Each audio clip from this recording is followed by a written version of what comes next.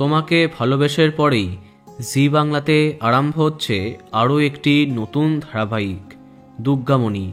যদিও দিতিপ্রিয়ার ধারাবাহিকের নাম পরে পাল্টানো হচ্ছে। যাই হোক, আমরা তার বিষয়ে কথা বলছি না।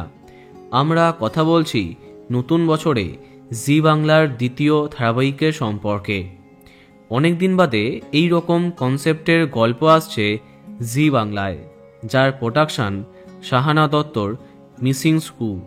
হ্যাঁ, এবার তাদের গল্প আসছে জি বাংলার পর্দায়, যার নাম দুর্গামণি।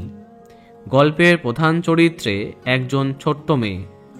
ছোটবেলায় সে তার মায়ের থেকে হারিয়ে যায় এবং একটি অনাথাশ্রমে বেড়ে ওঠে। কিন্তু একদিন সেখানকার লোকজন তাকে বিক্রি করতে চাইলে সেখান থেকে পালিয়ে যায় দুর্গামণি। তারপর একটি কুমোরপাড়ায় সে আশ্রয় পায়। এখানেই তার সাথে একটি অদ্ভুত ব্যাপার হয়। একটি আশ্চর্য ক্ষমতা লাভ করে দুর্গামণি। মানুষের মনের কথা সে আগেই বুঝতে পারে। তারপরে সে একদিন তার মাকে খুঁজতে বের হয়। বোঝাই যাচ্ছে কেমন হতে যাচ্ছে এর গল্প।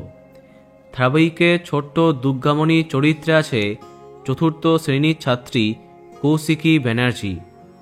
তার মিষ্টি মিষ্টি কথার জন্য তাকে কনফার্ম করা হয়েছে। তাহলে এসভিএফের আপকামিং ধারাবাহিকের পরেই জি বাংলাতে আসছে শাহানা দত্তর দুর্গামণি।